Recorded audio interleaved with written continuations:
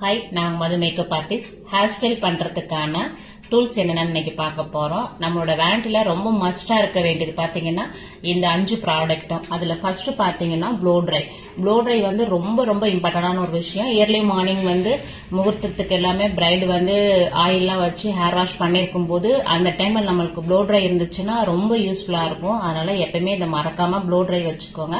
என்கிட்ட இருக்கிறது ஐகானிக்கோட வச்சிருக்கேன். நெக்ஸ்ட் பாத்தீங்க அப்படின்னா ஹேர் ஸ்ட்ரைட்னர் வந்து பாத்தீங்கன்னா ரொம்ப கேர்லி ஹேரா இருக்கவங்களுக்கு நம்ம ஹேரை ஸ்ட்ரைட் பண்ணி ட்ரிம் பண்ணும்போது ரொம்பவே நல்லா இருக்கும். நெக்ஸ்ட் பாத்தீங்கன்னா ஹேர் வந்து கிரிம்பர்.